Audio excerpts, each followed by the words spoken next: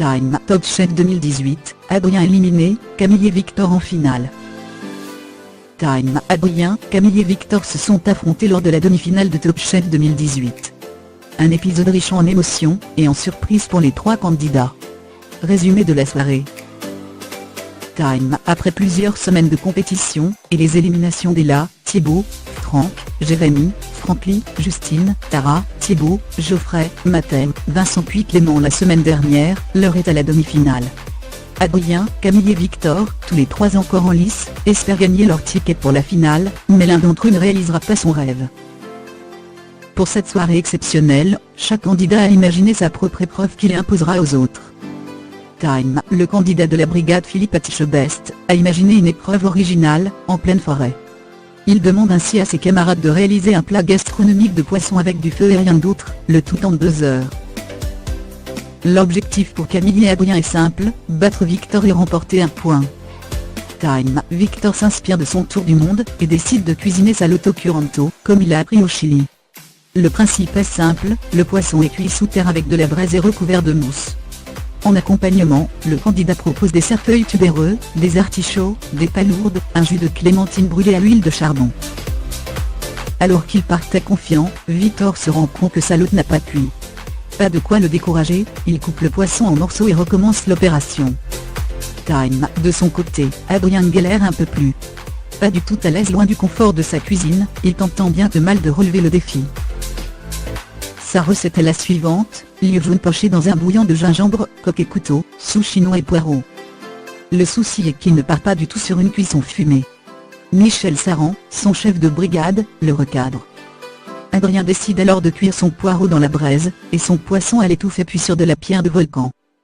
Time, Camille est motivé, bien qu'un peu perdu. Malgré la difficulté, il se lance et propose sa recette, rouge et cuit dans une feuille de bambou avec des feuilles de vigne, condiments gingembre, coriandre, basilic. En accompagnement, le jeune cuisinier prépare des cœurs de poireaux brûlés, des cerfeuils tubéreux cuits avec leur peau, des marrons grillés, un écrasé de céleri et des morceaux de céleri confit. Sur l'avis de Philippe Etchebest, Camille réalise une sauce en plus avec les arêtes, le foie et la tête du poisson. Time leur est à la dégustation pour Hélène Darroze, Jean-François Piège et Olivier Bellin, chef 2 étoiles.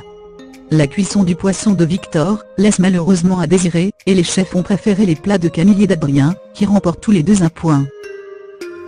Time l'épreuve de Camille.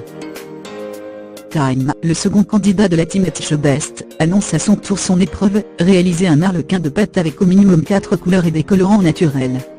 Une épreuve du concours du MOF, meilleur ouvrier de France, très technique que Camille maîtrise. Time, Camille a déjà réalisé des arlequins de pâte et compte bien ne laisser aucune chance à ses camarades.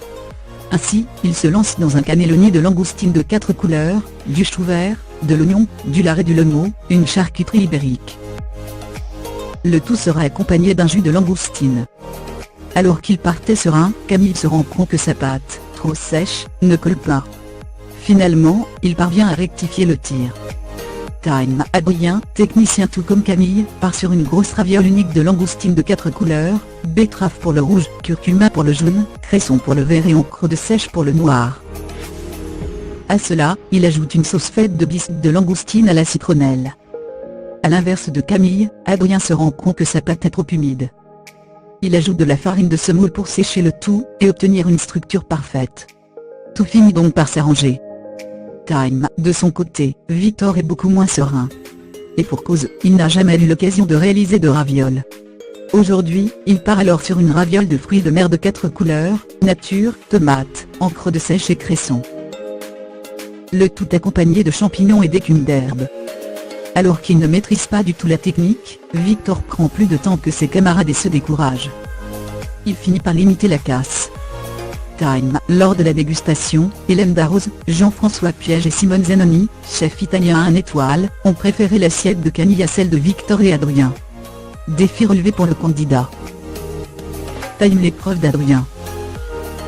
Time, chef adepte de la tradition et de la technique, Adrien lance un défi à ses camarades en leur demandant de réaliser un pitivier gastronomique à 3 étages avec 3 protéines différentes à l'intérieur, et une garniture pour chaque assiette, rien que ça.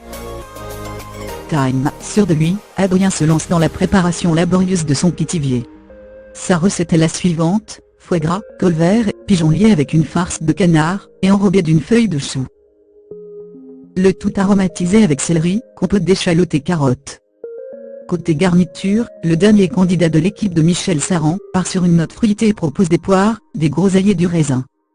Time. De son côté, Camille connaît également bien le pitivier, aux grandes dames d'Adrien. Ce fils de boucher réalise alors la recette suivante: farce porc, solilès, champignons et pistaches, suprême de caille, foie gras et épinards. Pour ce qui est de la garniture, Camille propose un panais rôti accompagné de sa crème de panais au café. Une recette très bien pensée pour Philippe Etchebest, qui espère que son poulain remportera l'épreuve. Time. Victor semble beaucoup moins serein. Je me sens anxieux, je ne sais pas par où commencer, lance-t-il alors. Il faut dire que, contrairement à ses camarades, il est loin de maîtriser l'exercice. Le cuisinier se lance alors sur la recette suivante: col vert, caille et foie gras, farce de cœur et de foie gras de canard. Conscient que sa valeur ajoutée est sa créativité, Victor décide d'ajouter des champignons, des raisins, de la poire, du citron, de l'orange et du persil dans sa farce.